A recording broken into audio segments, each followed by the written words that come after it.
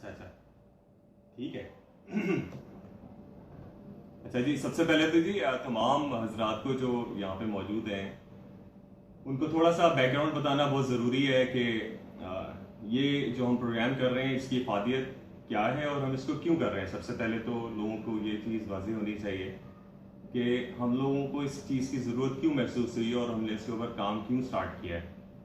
हम लोग इसको प्रोफेशनल लेवल के ऊपर इस काम को कर रहे हैं और हमारे पास पूरी टीम इसकी मौजूद है जो लोगों को इनके फार्म्स के ऊपर कंट्रोल शेड्स या इसकी कन्वर्जन करके दे रहे हैं। कॉस्ट इफेक्टिव सॉल्यूशंस हमने बनाए हैं, कुछ ऑन ग्रेड हैं और अबव द लाइन है और कुछ बिलो द लाइन सॉल्यूशंस भी अवेलेबल हैं जो हम मार्केट के अंदर अपने फार्मर्स के बेटरमेंट के लिए या डेयरी इंडस्ट्री की तरक्की के लिए हम लोग ये काम कर रहे हैं। अच्छा, इस अमर में ये बात बहुत ज़्यादा ज़रूरी है कि फार्मर्स को एजुकेट किया जाए कि हीट स्ट्रेस एनिमल्स के ऊपर बहुत ज़्यादा इफेक्ट डालता है। हमारे जो फार्मर्स हैं उनकी ये जो इन्वेस्टमेंट है या ये जो बिजनेस है उन लोगों का, इसके अंदर इन लोगों की लाखों की और करोड़ों रुपए की इसके अंदर इन्वेस्टमेंट्स होती हैं।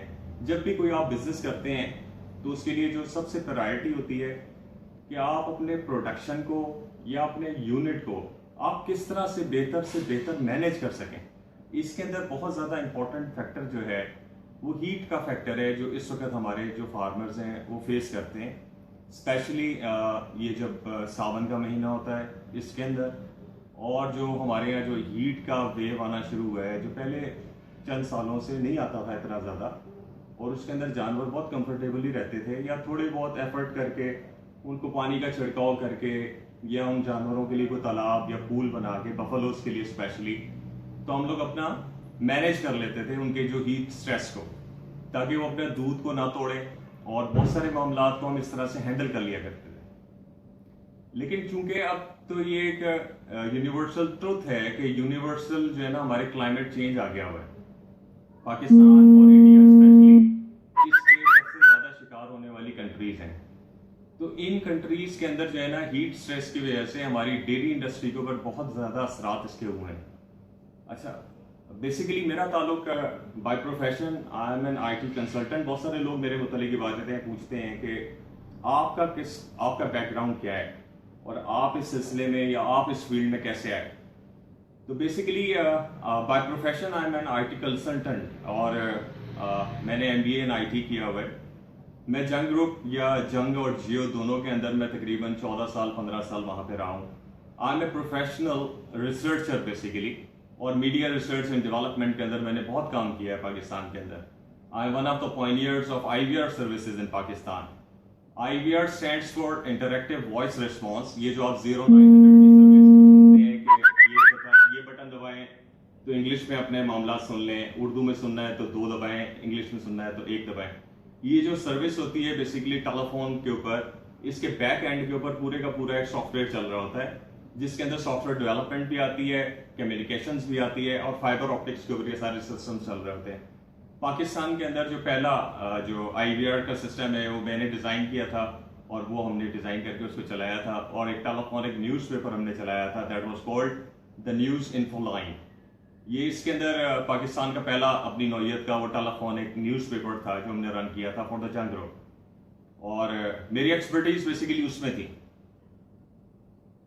फिर अल्लाह ने कुछ चेंजेस लेके आई तो हम घरों के अंदर हमारे पास ज़मीन है तो हमने उधर काम स्टार्ट किया। तो जाहिर है जो पढ़ा लिखा आदमी होता है थोड़ा सा पढ़ लिख के थोड़ा सा उसको काम करता है, तो हमने उसको थॉरली स्टडी किया और फिर मैंने उसके ऊपर बहुत काम किया घरों के अंदर। तकरीबन मुझे 14 साल हो गए अब काम करते हुए, और वहाँ पे ना सिर्फ हमने मॉडर्न जो एग्रीकल्चर के जो टेक्निक्स हैं टेक्नोलॉजीज हैं उनको अडॉप्ट किया, बल्कि लोगों को भी उसके ऊपर एजुकेट किया। मिसाल के तौर पे उसके अंदर सिस्टम ऑफ राइस इंटेंसिफिकेशन है जो सारी दुनिया के अंदर राइस था, पाकिस्तान के अंदर नहीं था। तो हमने उसके ऊपर चावल उगाए और लोगों को सिखाया कि चावलों की जो यील्ड है जहाँ से 40 मन फी एकड़ आप ले रहे हैं वहाँ से आप 120 मन फी एकड़ भी ले सकते हैं। उसके अंदर थोड़ी थोड़ी सी चेंजेस हैं जो लोगों को, कन्वेंशनल जो लोग होते हैं उनको सिखाने में शुरू के अंदर मुश्किलात होती हैं, लेकिन बाद में जब उनको आप रिजल्ट दे देते हैं तो दे स्टार्टेड टू थिंक यार इससे तो अच्छी चीज ही कोई नहीं थी और हम आज तक पता नहीं क्या करते रहे। Similarly in a very same passion, ये एग्रीकल्चर से रिलेटेड जितने भी चीजें हैं, डेयरी फार्मिंग ये भी एग्रीकल्चर का पार्ट एंड पार्सल है। पोल्ट्री, ये भी एग्रीकल्चर का पार्ट एंड पार्सल है। गोट फार्मिंग, शीप फार्मिंग, आपका अल्लाह भला करे फैटनिंग एनिमल्स, जो आप ईद उल अज़हा के लिए जो फ्लॉक तैयार करते हैं, पूरा साल आप फैटनिंग एनिमल्स को तैयार करते हैं, वो भी इसका पार्ट एंड पार्सल है एग्रीकल्चर का। तो एग्रीकल्चर से रिलेटेड जितने काम थे वो हमने उसके ऊपर काम किया है और अल्हम्दुलिल्लाह हमने बड़ा सक्सेसफुली उनको एग्जीक्यूट किया है। ये अल्लाह का करम है मेरे ऊपर कि जिस काम में भी हमने हाथ डाला उसको हमने कामयाबी से हमकिनार किया, यानी उसको एंड तक लेके गए अल्हम्दुलिल्लाह। अच्छा जी, तो अब इसके ऊपर हम जो आज का जो हमारा टॉपिक है वो बेसिकली कंट्रोल शेड्स के ऊपर है कि मौजूदा जो एग्जिस्टिंग फार्म्स हैं उनको हम जानवरों को हीट स्ट्रेस या हीट से बचाने के लिए हम क्या इकदाम ऐसे करें कि हमारे जो जानवर हैं वो बिल्कुल कंफर्टेबल रहें, वो बीमार ना हो, दूध उनके कम ना हो। और ये फार्म मैनेजमेंट का बहुत ही इंपॉर्टेंट पार्ट है। It's a part and parcel of dairy industry. Pakistan चौथे नंबर पे आता है द मोस्ट जो है ना, जहाँ पे मिल्क सबसे ज़्यादा प्रोड्यूस किया जाता है, लेकिन इसके बावजूद हम अपनी जो कंट्री की ज़रूरियात हैं हम उनको नहीं मैच कर पाते। यानी हमारे पास जो दूध है वो हमारी ज़रूरियात से कम है, और उसके बावजूद जो हमारी डेयरी इंडस्ट्री है उसके अंदर जो फार्मर है वो सक्सेसफुल नहीं है। उसका रीज़न ये है कि फार्मर जो है ना उसको एजुकेट नहीं किया गया, या उसको जो टेक्निक्स हैं वो उस तरह से बहम फराम नहीं की गई। तो हम ये चाहते हैं, हमारा ये जो फोरम है हमारा dairy buffalo and cow breeders and traders इन पाकिस्तान की वेलफेयर के लिए हमने ये ग्रुप स्टार्ट किया हुआ है। I am part and parcel of this team, और मुझे बहुत खुशी है कि मैं इस तरह के लोगों के साथ एसोसिएट हो सका, जिसके अंदर इमरान भाई हैं, आरिफ खान साहब हैं, भट्टी साहब हैं, शमस भाई हैं, और बहुत सारे हमारे ऐसे दोस्त हैं कि जो बहुत लॉयल और बहुत ही सिंसियरिटी के साथ इन एफर्ट्स को कर रहे हैं। अच्छा, इसको हमने प्रोफेशनल लेवल पे भी, ज़ाहिर है हम लोग तो ये काम कर रहे हैं कि हम कंट्रोल शेड्स लोगों को बना के देते हैं। अब कंट्रोल शेड मेकिंग के अंदर दो किस्म की चीज़ें हैं जो आपको सिखानी है, जो आज आपको उसके ऊपर हमने डिस्कशन कर रहे हैं। हमारा आज का टॉपिक कंट्रोल शेड का ही है, हम उसी के ऊपर ही बात करेंगे। हालांकि बहुत सारी चीज़ें हैं जो हम आपको बताएंगे और वक्तन फवक्तन हम उनके ऊपर प्रोग्राम्स करेंगे इंशाल्लाह। मिसाल के तौर पे जिस तरह फिश फार्मिंग है, हमारे फिश फार्मर्स जितने हैं वो सारे के सारे नुकसान में जा रहे हैं। आप किसी फार्मर से बात करें वो खुश नहीं है और वो कहता है कि ये इसके अंदर फ़ायदा नहीं है। तो हम उनको भी इंशाल्लाह एजुकेट करेंगे। फिश फार्मिंग के ऊपर हम अलग से प्रोग्राम करेंगे इसी फोरम के ऊपर इंशाल्लाह। कोशिश हमारी ये होगी कि लोगों को उसके ऊपर भी एजुकेट किया जा सके कि उसको प्रॉफिटेबल कैसे किया जा सकता है। मल्टीपर्पज काम होने चाहिए किसी भी फार्म के अंदर। अगर आप डेयरी का अगर कोई प्रोजेक्ट कर रहे हैं, अगर आपका डेयरी का यूनिट है, तो हमारा सजेशन उसके अंदर ये होता है कि उसके अंदर भी आप मल्टीपर्पज काम करें कि जिसके अंदर आपको साल में 1 या 2 बोनस जरूर मिले। ये तो हो गई एक वो बात कि जो फार्म मैनेजमेंट के अंदर जो बातें आती हैं, ये वो बातें हैं जो मैं आपको इस वक्त कर रहा हूं। इससे हटकर अब हम कंट्रोल शेड को डिस्कस कर लेते हैं थोड़ा सा। इसके अंदर हमारे पास 2 मॉड्यूल्स हैं। एक है अबव द लाइन मॉड्यूल्स जो हम पहले डिस्कस करेंगे, और फिर है बिलो द लाइन मॉड्यूल्स, यानी वो मॉड्यूल्स जो हम बिल्कुल बिलो द लाइन है उन फार्मर्स के लिए कि जो बहुत ज्यादा फाइनेंशियली स्ट्रांग नहीं है और बहुत ज्यादा खर्चा नहीं कर सकते। तीसरा वो वाले फार्मर्स जो फार्मिंग जिन्होंने बिल्कुल नई स्टार्ट की है और बहुत थोड़े से एनिमल्स के साथ स्टार्ट की है, लेकिन वो हीट स्ट्रेस की वजह से अपने फार्म के ऊपर अपने एनिमल्स को सही तरीका से टेक केयर नहीं कर पा रहे। तो ये दोनों चीजें हम आपको डिस्कस करते हैं। जो हमारी अबव द लाइन जो हम लोग ऑफर कर रहे हैं, जो सर्विसेज और जो चीजें प्रोडक्ट्स हम बना के दे रहे हैं, वो कुछ इस तरह से हैं। अच्छा जी,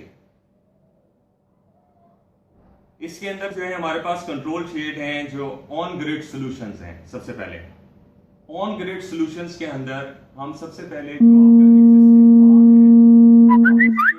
इंसुलेशन करते हैं, यानी उसको हम बाहर की हीट या बाहर के वेदर से, एटमॉस्फेयर से अंदर के एनवायरनमेंट को सेव करते हैं। उसके लिए सबसे पहला स्टेप ये होता है कि आप उसके अंदर इंसुलेशन कर दें। इंसुलेशन कैसे की जाती है? आपने देखा होगा कि पोल्ट्री के जो कंट्रोल शेड्स होते हैं, जो बड़े बड़े यूज जो बनाए जाते हैं, उसकी आउटर वॉल जो होती है उसके अंदर ब्लॉक्स, हॉलो ब्लॉक्स लगाए जाते हैं, यानी वो वाले ब्लॉक्स जिनके अंदर सुराख होता है और फिर वो ब्लॉक को ऐसे करके लगाते हैं, उसकी दीवारें उससे बनाई जाती हैं। जो उसकी छत होती है अमूमन वो लाइट मटेरियल को यूज करके बनाया जाता है, या प्री कास्ट जो है ना सिले लगा के बनाई जाती है। उसके ऊपर हम लगाते हैं थर्मोपोर की शीट, यानी 2 से 2.5 इंच मोटी जो शीट होती है, उस पूरे के ऊपर हम पेस्ट कर देते हैं ग्लू के जरिए। फिर उस थर्मोपोल की शीट के बीच में हम पॉलीथीन लगा देते हैं और फिर उसके ऊपर हम प्लाईवुड की शीट एक लगा के उसको सील कर देते हैं, बाहर से पूरे के पूरे को हम बंद कर देते हैं।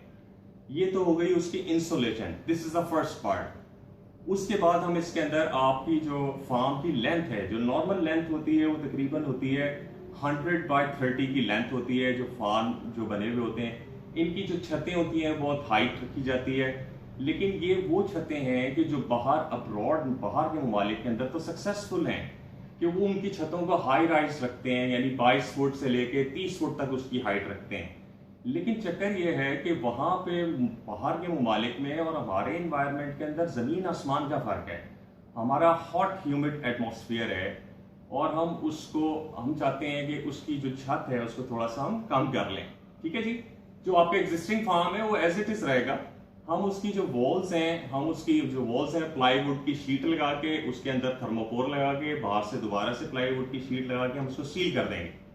उसकी एक दीवार बना देंगे, यानी वो बंद कमरा बना देंगे, एक हॉल की तरह का एक लंबा कमरा। और जो उसकी हाइट होगी, हम उसकी हाइट रखते हैं 15 feet. This is an ideal height, क्योंकि हमने उसके अंदर जो है कूलिंग सिस्टम लगाना होता है। और जो कूलिंग सिस्टम है वो भी बहुत आसान है, वो मैं आपको बिल्कुल ऐसे बताऊंगा तो आपकी समझ में बिल्कुल आ जाएगी। मैं चाहता ये हूँ कोई चीज भी ऐसी ना हो कि जो अपहिल टास्क आप लोगों को लगे, या कोई आउट ऑफ द बॉक्स ऐसी चीज नहीं है कि जो रॉकेट साइंस हो, बहुत आसान है। वाटर चिलर्स मार्केट के अंदर अवेलेबल हैं। वाटर चिलर जो है ना आप लोग यूज भी करते हैं, बल्कि जो फार्मर्स हैं वो चिलर्स यूज करते हैं मिल्क को सेव करने के लिए। तो वो तो बड़े साइज के एक टब नुमा चीज होती है, उसके अंदर जो है ना वो कूलिंग का सिस्टम लगा होता है, उस चिलर के अंदर दूध को ठंडा रखा जाता है। इसी तरह के चिलर्स जो हैं मार्केट के अंदर अवेलेबल हैं, जो 2 टन 3 टन और 4 टन की 5 टन की कैपेसिटी के आपको मिल जाते हैं। इसकी जो टन्स की जो कैपेसिटी है या जो इसकी कूलिंग की कैपेसिटी है वो BTUs के अंदर उसको एवेल्युएट किया जाता है। 100 बाय 30 फीट के एक नॉर्मल से फार्म के अंदर अप्रोक्सीमेटली आपको 4 टन का वो चाहिए होता है वाटर चिलर। वाटर चिलर लगाने के बाद हम क्या करते हैं कि उस वाटर चिलर में से जो ठंडा पानी सर्कुलेट करता है, उसकी सर्कुलेशन के लिए हम पाइप्स उसके अंदर सर्कुलेट करते हैं। अगर 100 फीट लंबा आपका जो फार्म है, उसके अंदर हम 50 पाइप्स 1-1 फुट के फासले पे छत के ऊपर माउंट कर देते हैं, और वो जिग जैग उसके अंदर पानी की सर्कुलेशन को रखा जाता है। ये जो पानी की सर्कुलेशन है, ठंडे पानी की सर्कुलेशन, ये उन पाइप्स को ठंडा कर देती है। उन पाइप्स के ऊपर फिर हम माउंट करते हैं जो लाइट गेज की लोहे की जो शीटें होती हैं, चादरें होती हैं, वो हम उसके ऊपर वेल्ड कर देते हैं। ये जो वेल्डिंग करते हैं तो पाइप ठंडे होते हैं, वो इन शीटों को ठंडा कर देते हैं। अब उसके बाद आप चाहें तो पंखा लगा लें, चाहें तो ब्लोअर लगा लें। हम इसके अंदर रिकमेंड करते हैं, जिसको हम फार्म बना के देते हैं, हम उसके अंदर उसको प्रॉपर ब्लोअर्स फिट करके देते हैं, ताकि वो जो पाइप और चादरें ठंडी हुई हुई हैं उनकी ठंडक वो ब्लोअर्स के जरिए उन एनिमल्स के ऊपर मारी जाए। ये तो हो गया आपका कूलिंग सिस्टम। ये ना सिर्फ ये कि छत के ऊपर, बल्कि आपकी साइड वॉल्स के ऊपर भी हम इसको लगा के देते हैं। इसके जो वाटर चिलर्स हैं, हम इसके अंदर 2 वाटर चिलर्स लगा के देते हैं, 2-2 टन के, 1 टन का एक एंड के ऊपर और 2 टन का हम एक एंड के ऊपर आपको लगा के देते हैं। तो उसके अंदर ये होता है कि आपका जो कूलिंग है, वाटर का सर्कुलेशन, वो ठंडा रहता है। तो आप जब आपका पूरे का पूरा आपकी साइड वॉल्स ठंडी हो गई, आपकी छत ठंडी हो गई, आपका फ्रंट और आपका बैक ठंडा हो गया, तो अब क्या होगा कि इसके अंदर आपको कूलिंग का इफेक्ट आना शुरू हो जाएगा जब आप हवा नीचे मारेंगे। अच्छा, इसके अंदर क्या होता है कि 2 चीजें इसके अंदर हमें जरूरी चाहिए होती हैं। इसके अंदर मजीद जो हम इसके अंदर काम करते हैं, उसके अंदर 3-4 चीजें और भी हम ऐड करते हैं। उसके अंदर हम क्या करते हैं कि हम इसके अंदर हवा का जो सिस्टम है, इसको हम जियोथर्मल के जरिए इसको हवा को सर्कुलेट करते हैं। आपने गाड़ियों के अंदर देखा होगा, एक तो होता है फ्रेश एयर का सिस्टम और एक होता है कि सर्कुलेशन का सिस्टम, यानी उसको हवा को अंदर आप घुमाते हैं। हम कैसे घुमाते हैं? हम इस फार्म के बिल्कुल साइड में एक 14 फीट का गहरा खड्डा मारते हैं, उसके अंदर हम पाइप बिछा देते हैं और उसके अंदर यूवी लाइट्स लगा देते हैं। यानी बैक्टीरियल जो एनवायरनमेंट है, जो बैक्टीरियल डेवलपमेंट हो रही है, जो उसके गोबर की वजह से या उसके यूरिनेशन की वजह से जो फार्म के अंदर जो बैक्टीरियल इन्फेक्शन बढ़ रहा होता है, हम जब वो एयर को सक करते हैं तो उस बैक्टीरिया को हम यूवी लाइट के अंदर से गुजार के और उसको जमीन के नीचे जो पाइप लगाए हुए हैं उसमें से गुजार के और दूसरे एंड से उसको हवा को सर्कुलेट करना शुरू कर देते हैं फार्म के अंदर। तो एक तो ये कूलिंग को इनहेंस कर देता है, दूसरा इसके अंदर ये बैक्टीरियल इन्फेक्शन जो रेज हो रहा होता है जो बाद में आगे चल के जानवरों के लिए मसाइल पैदा करता है वो नहीं होने देते। ये तो हो गई दूसरी बात। तीसरा एक जो मेजर फैक्टर है जो लोग जिसके ऊपर बहुत ज्यादा कंसर्न होते हैं वो कहते हैं कि नमी आ जाती है और जो है जो अंदर जो है ना पानी पानी हो जाता है और गीला हो जाता है और इस तरह से हो जाता है। तो इसके लिए हम इस फार्म के अंदर तकरीबन 6 के करीब हम इसके अंदर डीह्यूमिडिफायर्स लगाते हैं। अच्छा, डीह्यूमिडिफायर जो है ना कोई बहुत रॉकेट साइंस नहीं है, इंशाल्लाह मैं उसको भी आगे चल के एक्सप्लेन करूंगा कि डीह्यूमिडिफायर कैसे बनाया जाता है। लेकिन हम इस फार्म के अंदर इस वक्त हमको बता रहे हैं हम इस फार्म के अंदर 6 डीह्यूमिडिफायर्स लगा देते हैं जो हवा में जो नमी का तनासुब होता है, जो मॉइस्चर होता है, वो उसको एब्जॉर्ब करके उसको पानी बना के उसको ड्रेन आउट कर देते हैं। ठीक है जी।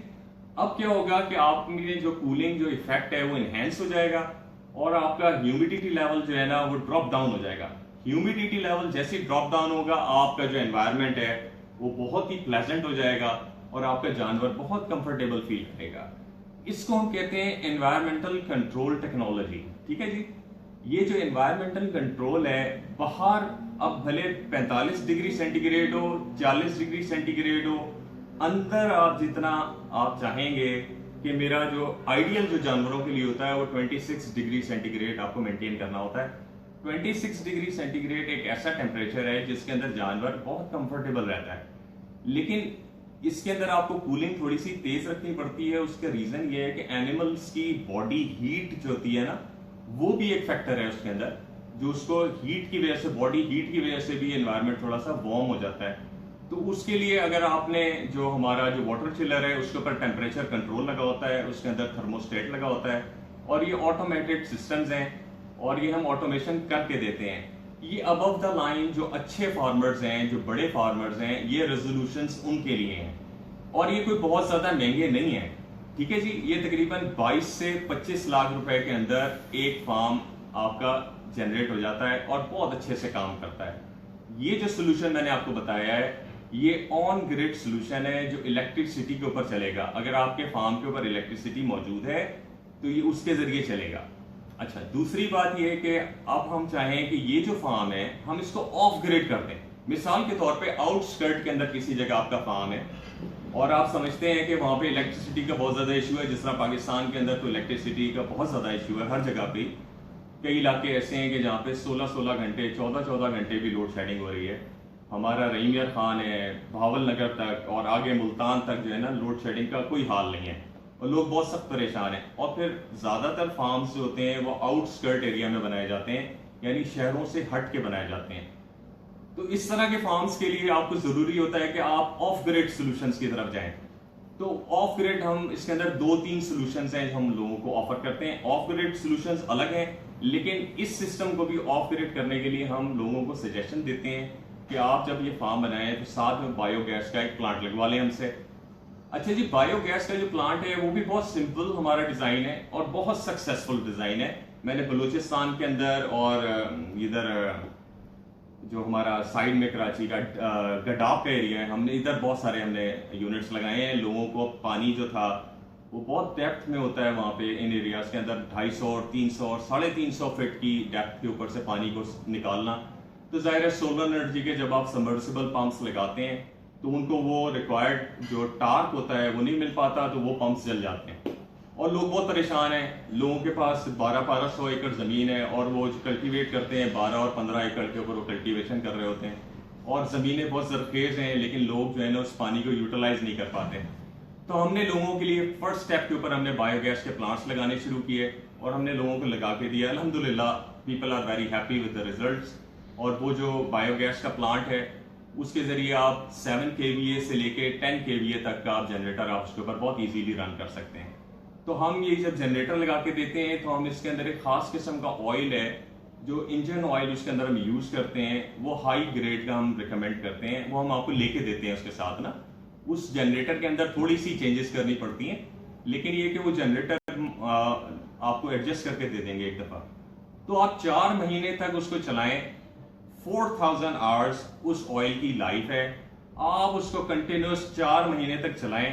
उसके अंदर कोई उसको बंद करने की जरूरत नहीं है। आपको सिर्फ उसका पानी चेक रखना है कि उसके अंदर पानी खत्म ना हो, तो उस जनरेटर को कुछ भी नहीं होता। यानी बिल्कुल मैं आपको ये बात सीरियसली बता रहा हूं कि आप 4 महीने तक, फिर बता रहा हूं, 4 महीने तक आप उस जनरेटर को कंटिन्यूस 24 आवर्स चलाएं। वो ना तो गर्म होगा और ना ही उसके अंदर ऑयल को चेंज करना पड़ेगा। अदरवाइज जो नॉर्मल जनरेटर और नॉर्मल ऑयल जो डाले जाते हैं वो 12 to 15 आवर्स के बाद उनका ऑयल चेंज करना मस्ट होता है। ठीक है जी। तो ये वो बात है कि जो आपको हर कोई नहीं बताता, लेकिन मार्केट के अंदर हाई ग्रेड के ऑयल्स अवेलेबल हैं। अगर कोई अच्छा ऑयल वाला आपका जानने वाला है तो आप उससे लेके वो अभी भी यूज कर सकते हैं। मार्केट में things are available in the market. कोई ऐसी चीज नहीं है जो नई हो या मार्केट के अंदर अवेलेबल ना हो, वो मैं आपको बता रहा हूं। तो ये जो फार्म है आपका, जो मैंने आपको बताया कंट्रोल शेड, ये अब जब बन जाएगा तो इसके अंदर हम 3 चीजें और करेंगे। नंबर 1, इसके अंदर हम आपको एलईडी लाइट्स लगा के देंगे जो जानवरों के लिए सूदिंग लाइट होगी। यानी उसका shade is slightly different from the light that we expose to our eyes. ठीक है जी। जानवर का देखने का या उसका जो फोकल होता है वो डिफरेंट होता है। उसके लिए हम थोड़ा सा लाइट ग्रेड के हम जो है ना बल्ब यूज करते हैं, जो एलईडी लाइट्स के अंदर मौजूद है मार्केट के अंदर। वो जब हम आपको लगा के देंगे तो आपको अंदाजा होगा कि एनिमल्स जो है ना उसके अंदर बहुत कंफर्टेबल फील करते हैं। फिर इसी तरह उस फार्म्स के अंदर जब हमने एलईडी लाइट्स लगाते हैं तो हम उसकी साइड वॉल्स के ऊपर हम पैनाफ्लेक्स के ऊपर एक अच्छी सीनरी लगाते हैं कि जो जानवरों के लिए और भी सूदिंग इफेक्ट रखती है और उसके अंदर जानवर बहुत कंफर्टेबल और बहुत अच्छा फील करते हैं। जितने जानवर हैं उनके लिए हम साइड वॉल जब आप लगा देते हैं तो आप उसके अंदर अपने जानवरों का आप बिहेवियर खुद ही नोट करेंगे कि वो कंफर्टेबली वहां पे ना सिर्फ ये कि बैठे होंगे बल्कि वो लेट जाते हैं। यानी ये इतना रिलैक्सिंग उन लोगों के लिए हमारा एनवायरनमेंट है कि आप उसको एक दफा देखेंगे, आप एक्सपीरियंस करेंगे तो आपको अंदाजा होगा कि ये कितना जरूरी काम है कि जो हमने अभी तक किया हुआ ही नहीं है अपने फार्म्स के ऊपर। अच्छा जी, ये तो हो गया हमारा ऑन ग्रिड सोल्यूशन। अच्छा, अब हम आ जाते हैं कि जो हमारा ऑफ ग्रिड सोल्यूशन है। ऑफ ग्रिड सोल्यूशन के अंदर हम जियोथर्मल आपके जो है ना कूलिंग देते हैं। इसके अंदर हम वाटर चिलर नहीं लगाते। बाकी सारी चीजें सेम रहती हैं, इंस्टॉलेशन सेम होगी, लाइटिंग इफेक्ट सेम होगा, यूवी लाइट सेम होंगी, उसके अंदर ब्लोअर्स लगे हुए होंगे, हर चीज उसी तरह ही होगी जिस तरह ऑन ग्रिड के सिस्टम में होती है। लेकिन वाटर चिलर को हम हटा देते हैं और जो जमीन के नीचे की जो कूलिंग है, आपके जमीन के नीचे जो बिलो द अर्थ 14 फीट के बाद 21 डिग्री सेंटीग्रेड कूलिंग वहां पे रहती है हर वक्त। उस कूलिंग को हमने आज तक यूटिलाइज ही नहीं किया हुआ। हम क्या करते हैं कि हम पाइप लेके, जो हार्ड पाइप होता है पीवीसी का जो पाइप होता है, हम उसको जिग जैग उसके 14 फीट नीचे एक्सकेवेटर के साथ खुदाई करके उसको जिग जैग ऐसे करके हम उस पाइप को बिछा देते हैं। जब पाइप के अंदर जो पानी है वो सर्कुलेट नीचे से होके आता है तो वो ठंडा हो चुका होता है।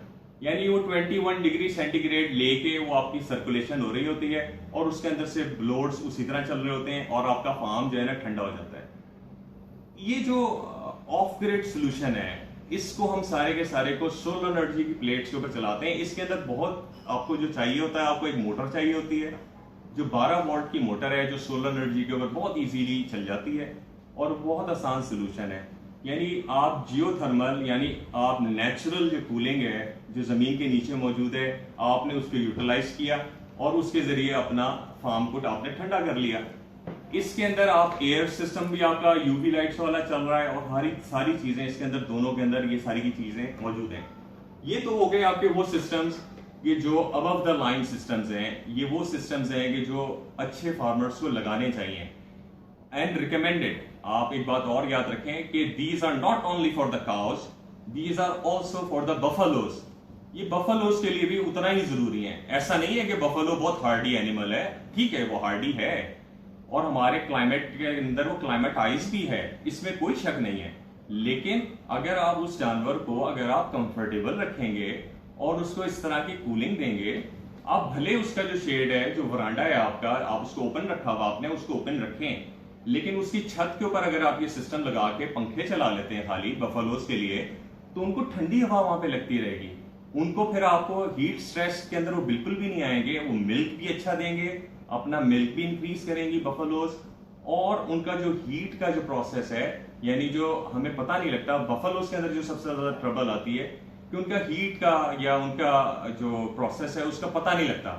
यानी बाजे जानवर आपको हीट का पता ही नहीं दे रहे होते हैं क्योंकि वो स्ट्रेस में होते हैं, इसलिए आपको उनका पता नहीं लगता। तो जब आप उनको कंफर्टेबल एनवायरनमेंट में रखेंगे तो डेफिनेटली आपको उसको अंदाजा हो जाएगा फौरन देख के कि यार ये बफलो अब हीट में आ गई है और हमें इसको रिफ्रेश कर देना चाहिए। The key point in this regard is that कि हम इसके अंदर ऑक्सीटोसिन और बूस्टर जो आप लगाते हैं हम उसको कंडेम करते हैं। This is not recommended. ये जानवरों के साथ जुल्म है और तमाम फार्मर्स तकरीबन उसको ऑक्सीटोसिन तो लगाते ही लगाते हैं। तो उसका वो जो पीरियड होता है बफलो का वो डिस्टर्ब हो जाता है और फार्मर को इन ए लॉन्ग रन उसको नुकसान होता है। उसका वो जो जानवर होता है उसको फिर वो स्लॉटर हाउस में देना पड़ता है क्योंकि वो रिफ्रेश नहीं होता, उसके अंदर बच्चा जो है ना वो जनने की जो सलाहियत होती है वो खराब हो जाती है। तो जानवर को खराब करने का तो कोई फायदा नहीं है, आपके पास एक उसको रिसाइकिल करने के लिए जगह भी होनी चाहिए। एक नया फार्मर जो फार्म बना रहा है हम उसको रिकमेंड करते हैं कि आप 3 सेक्शंस बनाएं, यानी 3 सेक्शंस हम उसको रिकमेंड करते हैं। 1 is for the cows, 1 for the buffaloes, और एक हम उसको सेक्शन देते हैं कि वहां पे अपने काफ या बच्चे जो हैं उनको वहां पे रखें और उनको पालें। बहुत ज्यादा जरूरी है।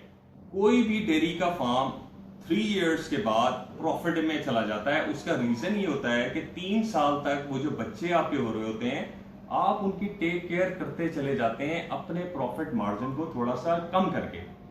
ये की पॉइंट है।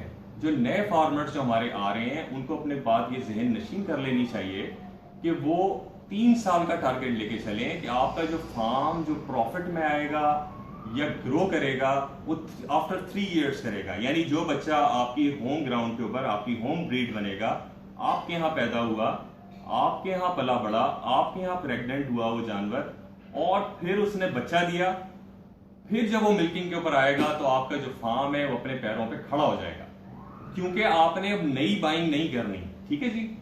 तो ये जो नई बाइंग आपको हर 6ठे महीने 7वें महीने आपको जो रिसाइकिल करना पड़ता है और 6 महीने के बाद 6 महीने तक तो मैंने देखा है कि जितने फार्मर्स होते हैं ना भैंसों वाले तो वो बहुत खुश होते हैं और वो छलांगे लगा रहे होते हैं, कहते हैं जी डेयरी का बिजनेस तो बहुत अच्छा जा रहा है हमारा। लेकिन आफ्टर 6 मंथ्स जब उनके एनिमल्स ड्राई होना शुरू होते हैं और उनको नए जानवर ऐड करने होते हैं to maintain the quantity of their milk, तो फिर वो रो रहे होते हैं।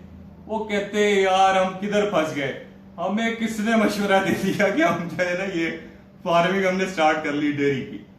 तो मैं ये कहता हूं ऐसे फार्मर्स के लिए कि उनको शुरू से ही मेंटली तौर पे प्रिपेयर रहना चाहिए कि कोई भी जानवर पूरा साल दूध नहीं देता, उसको 6 या 7 महीने के बाद आपको ड्राई करना पड़ता है और उसको रिफ्रेश करने के लिए आपके पास 9 मंथ का आपको टाइम चाहिए होता है। इस 9 मंथ के लिए आप अपने जानवरों को ऐसे फार्मर्स मौजूद हैं जिस तरह गांव देहातों में भेज दें, आप वहां पे उनको रिसाइकिल करें, उनको सेल आउट ना करें, उनको कसाईयों को ना दें, बल्कि उनको ट्रेड आउट कर दें। ऐसे जानवर अगर आपके पास खुद नहीं रख सकते, आपके पास इतनी कैपेसिटी नहीं है, तो उनको ट्रेड आउट करें।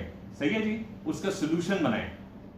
आप कराची के अंदर तो हमने लोगों को ये सोल्यूशन देना शुरू किया हुआ है कि जिसका भी ड्राई एनिमल हो रहा है और वो उसको रिसाइकिल करना चाहता है तो हम उसके लिए भी सर्विसेज प्रोवाइड कर रहे हैं। हम जो काफ्स होते हैं हम उनको भी पाल रहे हैं। काफ्स के लिए भी बहुत सारी एक ट्रेनिंग की जरूरत है जो फार्म मैनेजमेंट का पार्ट एंड पार्सल है।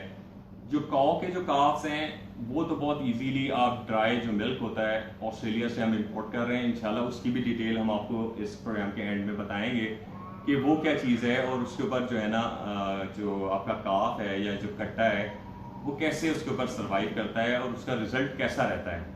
अच्छा जी, जो बफलो का कट्टा होता है वो उसके ऊपर ड्राई मिल्क के ऊपर सर्वाइव नहीं कर पाता, उसके लिए आपको बफलो का ही मिल्क देना पड़ता है। लेकिन उसके अंदर आप मिक्सिंग करके अगर आप दें तो वो काम कर जाता है।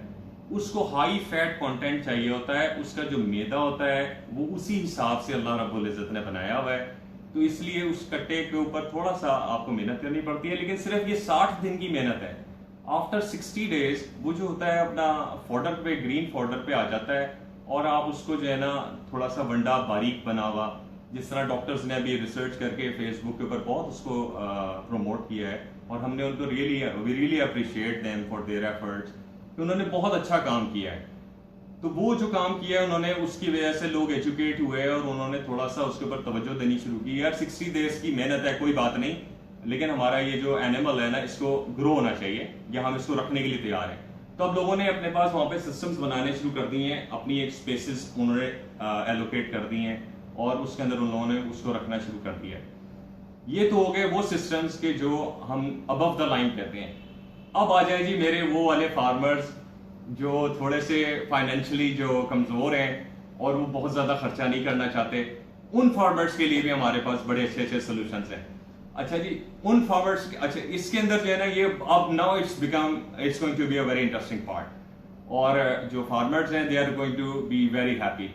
कोई रॉकेट साइंस नहीं है, कोई नथिंग, आपको कुछ करने की जरूरत नहीं है। अपना जो फार्म है आपका एग्जिस्टिंग, जहां पे आपने हाउसिंग बनाई हुई है, फर्ज करें आपने एक कमरा बनाया हुआ है और उसके ऊपर आपने ईंटों की आपने छत डाली हुई है, उस छत के ऊपर आपने सिर्फ और सिर्फ उस छत के ऊपर जो है इंसुलेशन कर दें।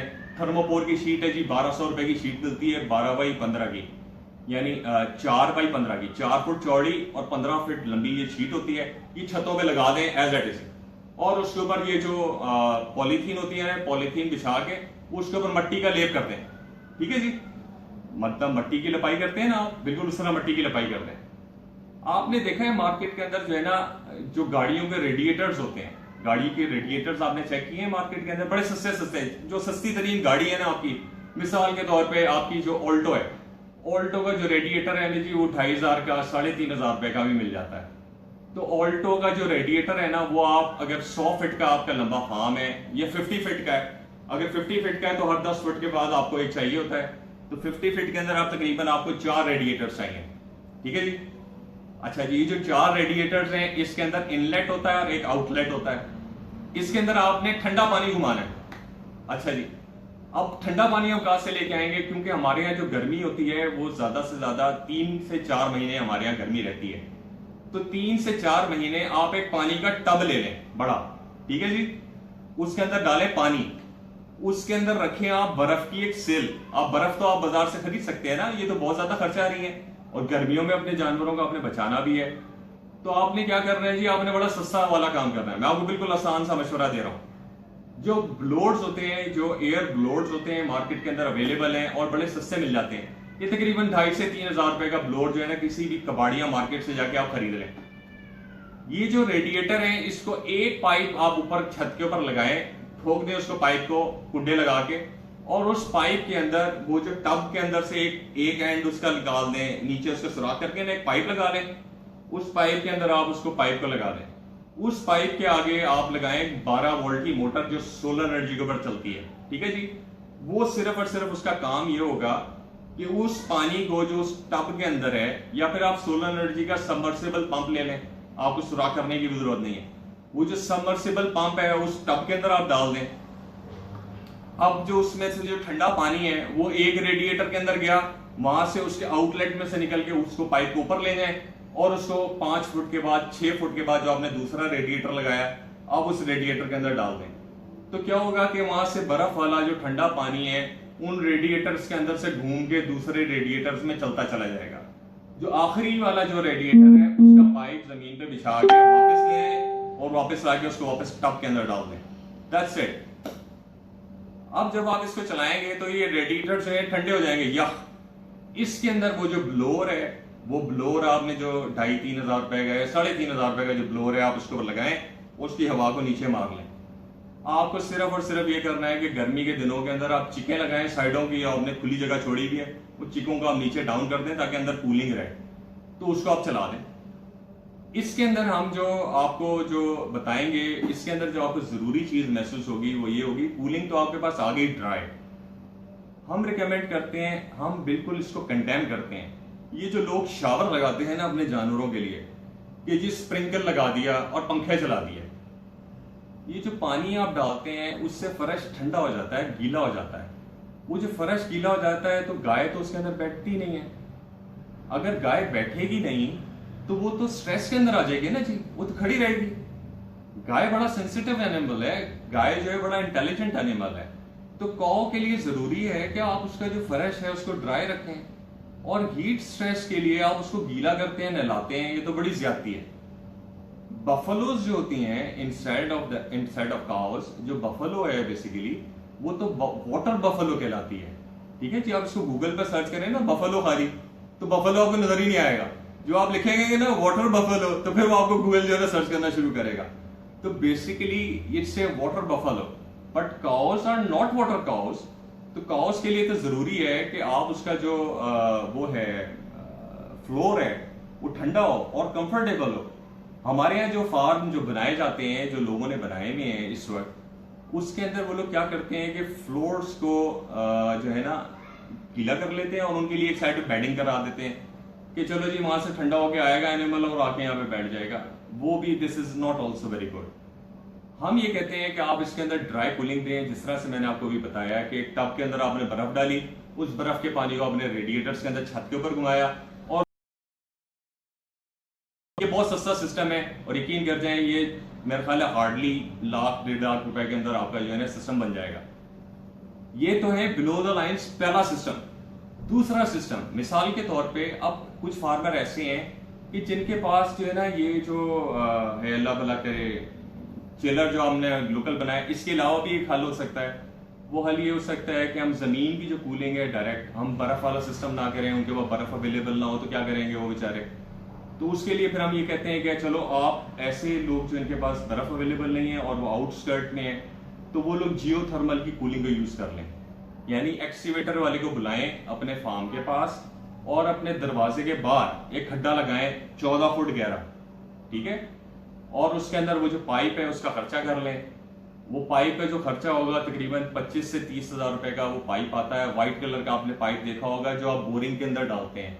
यानी जब आप बोरिंग कराते हैं ना तो एक पाइप डालते हैं आप 1.25 इंची का या 1.5 इंची का पाइप डालते हैं।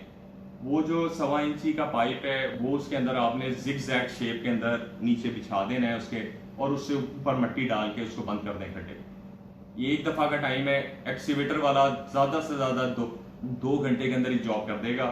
एक्सीवेटर जो है ना पाकिस्तान के अंदर हर जगह अवेलेबल है, किराए के ऊपर मिलते हैं, और वो जो किराया लेते हैं वो 1500 रुपए से लेके 2000 रुपए किराया होता है। जो ऑटोमेटिक जो एक्सीवेटर होता है उसका 2000 रुपए लेता है, और जो नॉर्मल जो ऑटोमेटिक नहीं होता वो 1500 रुपए घंटा लेता है। तो आप जो नॉर्मल वाला है वो वाला एक्सीवेटर आप ले लें। आपको जरूरी है कि आपने ऑटोमेटिक लेना है, ऑटोमेटिक ना आप हायर करें, और आप सस्ता जो किराए पे मिल रहा है आप उसको लेके उससे खड्डा लगा लें और उसके अंदर जो है ना पानी को सर्कुलेट कर लें। इसके अंदर आपको सिर्फ और सिर्फ डीह्यूमिडिफायर्स की जरूरत होगी। मार्केट के अंदर बने बनाए भी डीह्यूमिडिफायर्स अवेलेबल हैं, नहीं तो मेरी खिदमत भी आप हासिल कर सकते हैं। मैं भी आपको डीह्यूमिडिफायर जो है ना लेके सकता हूँ। मानी इसका जरा वॉल्यूम, मानी इसके वॉल्यूम को जरा बटन दबा देना। अजान स्टार्ट हो गई है उसमें, ठीक है ठीक है, बंद हो गई।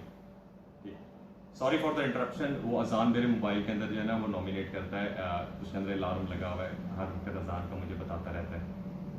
देखना मेरा वीडियो चल रहा है ना? जी चल रहा है, ठीक है। कोई कमेंट्स अगर आ रहे हैं तो मुझे काइंडली बताते जाना। कोई कमेंट्स अगर कह रहे हैं थोड़ा सा पंजाबी में भी। अच्छा जी, चलो जी ठीक है, ਹੁਣ ਪੰਜਾਬੀ 'ਚ ਗੱਲ ਕਰਾਂਗੇ। ਜੇ ਤੁਸੀਂ ਕਹਿੰਦੇ ਹੋ ਤੇ ਫਿਰ ਹੁਣ ਪੰਜਾਬੀ 'ਚ ਗੱਲ ਹੋਏਗੀ। ਅੱਛਾ ਜੀ, ਇਹ ਜਿਹੜਾ ਮੈਂ ਐਕਸੀਵੇਟਰ ਲਾਉਣ ਦਾ ਤੁਹਾਨੂੰ ਕਿਹਾ ਹੈ, ਐਕਸੀਵੇਟਰ ਜਦ ਤੁਸੀਂ ਲਾਓਗੇ ਤੇ ਇਹਦੇ ਅੰਦਰ ਤੁਸੀਂ 14 ਫੁੱਟ ਦਾ ਖੱਡਾ ਮਾਰ ਕੇ ਉਹਦੇ ਅੰਦਰ ਇਹ ਜਿਹੜਾ ਹੈਗਾ ਪਾਈਪ ਜ਼ਿਗਜ਼ੈਗ ਉਹਨੂੰ ਵਿਛਾ ਲਓ, ਤੇ ਉਹਦੀ ਪਾਈਪ ਦੀ ਜਿਹੜੀ ਸਰਕੂਲੇਸ਼ਨ ਹੈ ਉਹ ਠੰਡਾ ਪਾਣੀ ਲੈ ਕੇ ਉਹਨਾਂ ਰੇਡੀਏਟਰਾਂ 'ਚ ਉਹ ਮੂਵ ਕਰ ਜਾਏਗਾ। ਉਹ ਰੇਡੀਏਟਰ ਜਿਹੜੇ ਨੇ ਨਾ ਉਹ ਬੜੀ ਚੰਗੀ ਕੂਲਿੰਗ ਦੇਣਗੇ ਤੇ ਜਾਨਵਰ ਜਿਹੜੇ ਨੇ ਨਾ ਉਹ ਕੰਫਰਟੇਬਲ ਹੋ ਜਾਣਗੇ। ਮਾਰਕੀਟ ਦੇ ਅੰਦਰ ਡੀਹਿਊਮਿਡੀਫਾਇਰਸ ਅਵੇਲੇਬਲ ਨੇ, ਤੇ ਤੁਸੀਂ ਉਹ ਜਿਹੜਾ ਡੀਹਿਊਮਿਡੀਫਾਇਰ ਹੈ ਉਹ ਤਕਰੀਬਨ ਮਿਲੇਗਾ ਤੁਹਾਨੂੰ ਮਾਰਕੀਟ ਤੋਂ 18 ਤੋਂ 20 ਹਜ਼ਾਰ ਰੁਪਏ ਦਾ ਉਹ ਅਵੇਲੇਬਲ ਹੈ ਮਾਰਕੀਟ 'ਚ। ਗੂਗਲ ਕਰੋਗੇ ਜਾਂ ਉਹਦੇ ਉੱਤੇ OLX ਦੇ ਉੱਤੇ ਵੀ ਮਿਲਦਾ ਪਿਆ ਉਹ ਨਾ, ਮੈਂ ਚੈੱਕ ਕੀਤਾ ਸੀ, ਤੇ ਉਹਨਾਂ ਦੀ ਜਿਹੜੀ ਕੈਪੈਸਿਟੀ ਹੈਗੀ ਹੈ ਉਹ ਜ਼ਰਾ ਘੱਟ ਹੈਗੀ ਹੈ। ਯਾਨੀ ਉਹ 12 ਬਾਈ 15 ਦੇ ਰੂਮ ਦੇ ਹਿਸਾਬ ਦੇ ਨਾਲ ਉਹਨਾਂ ਨੇ ਉਹ ਡੀਹਿਊਮਿਡੀਫਾਇਰ ਬਣਾਏ ਨੇ ਛੋਟੇ ਸਾਈਜ਼ ਦੇ। ਤੇ ਤੁਸੀਂ ਜਿਹੜਾ ਅਗਰ 50 ਫੁੱਟ ਦਾ ਤੁਹਾਡਾ ਫਾਰਮ ਹੈ ਤੇ ਉੱਪਰ 50 ਫੁੱਟ ਦੇ ਉੱਤੇ ਤੁਹਾਨੂੰ ਤਕਰੀਬਨ 3 ਜਾਂ 4 ਜਿਹੜੇ ਨੇ ਨਾ ਉਹ ਡੀਹਿਊਮਿਡੀਫਾਇਰ ਲਾਣੇ ਪੈਣਗੇ, ਤੇ ਉਹਦੇ ਨਾਲ ਵੀ ਤੁਸੀਂ ਇਹ ਕੰਮ ਕਰ ਸਕਦੇ ਹੋ। ਅਸੀਂ ਜਿਹੜੇ ਡੀਹਿਊਮਿਡੀਫਾਇਰ ਬਣਾ ਰਹੇ ਹਾਂ ਉਹਦੀ ਮਕੈਨਿਕਸ ਮੈਂ ਤੁਹਾਨੂੰ ਦੱਸ ਦੇਣਾ। ਤੁਸੀਂ ਉਹ ਆਪਣੇ ਘਰ ਵੀ ਬਣਾ ਸਕਦੇ ਹੋ, ਲੇਕਿਨ ਉਹ ਥੋੜੇ ਸੇ ਜਿਹੜੇ ਨੇ ਨਾ ਉਹ ਥੋੜੇ ਜਿਹੇ ਟੈਕਨੀਕਲ ਜਿਹਾ ਕੰਮ ਹੈ। ਉਹਦੇ ਅੰਦਰ ਅਸੀਂ ਕਾਪਰ ਦੀਆਂ ਜਿਹੜੀਆਂ ਜਾਲੀਆਂ ਨੇ ਨਾ ਉਹਦੇ ਅੰਦਰ ਫਿਟ ਇਸ ਐਂਗਲ ਦੇ ਨਾਲ ਕਰਦੇ ਆ ਕਿ ਜਦ ਪ੍ਰੈਸ਼ਰ ਦੇ ਨਾਲ ਬਰੋਰ ਉਹਦੇ ਅੰਦਰ ਹਵਾ ਮਾਰਦਾ ਹੈ ਤੇ ਉਹ ਜਿਹੜਾ ਮੋਇਸਚਰ ਹੈ ਨਾ ਹਵਾ ਦੇ ਅੰਦਰ ਨਮੀ ਜਿਹੜੀ ਹੈਗੀ ਉਹ ਕੰਡਕਟਰ ਹੁੰਦਾ ਹੈ। ਕਾਪਰ ਜਿਹੜਾ ਹੈ ਨਾ ਉਹ ਚੰਗਾ ਕੰਡਕਟਰ ਹੁੰਦਾ ਹੈ, ਉਹ ਉਹਨਾਂ ਨੂੰ ਐਬਜ਼ੌਰਬ ਕਰ ਲੈਂਦਾ ਹੈ ਤੇ ਉਹ ਜਿਹੜਾ ਹੈ ਨਾ ਡਰੇਨ ਆਊਟ ਹੋ ਕੇ ਪਾਣੀ ਮੋਇਸਚਰ ਜਿਹੜਾ ਹਵਾ ਦਾ ਮੋਇਸਚਰ ਹੈ ਉਹ ਉਹਦੇ ਅੰਦਰੋਂ ਡਰੇਨ ਆਊਟ ਹੋਣਾ ਸ਼ੁਰੂ ਹੋ ਜਾਂਦਾ ਹੈ। ਲੇਕਿਨ ਇਹਦੀ ਟੈਕਨੀਕ ਹੈਗੀ ਹੈ, ਇਹ ਥੋੜਾ ਜਿਹਾ ਨਾ ਉਹ ਸ਼ੀਟਾਂ ਜਿਹੜੀਆਂ ਉਹਦੇ ਅੰਦਰ ਲੱਗਦੀਆਂ ਉਹ ਆੜੀਆਂ ਤੇ ਤੇੜੀਆਂ ਲਗਾਉਣੀਆਂ ਪੈਂਦੀਆਂ ਤਾਂ ਕਿ ਹਵਾ ਦਾ ਜਿਹੜਾ ਪ੍ਰੈਸ਼ਰ ਹੈ ਉੱਥੇ ਜਾ ਕੇ ਵੱਜੇ ਤੇ ਉਹ ਜਿਹੜੀਆਂ ਉਹਦੇ ਅੰਦਰ ਜਿਹੜਾ ਮੋਇਸਚਰ ਹੈ ਉਹ ਡਰੇਨ ਆਊਟ ਹੋ ਜਾਏ।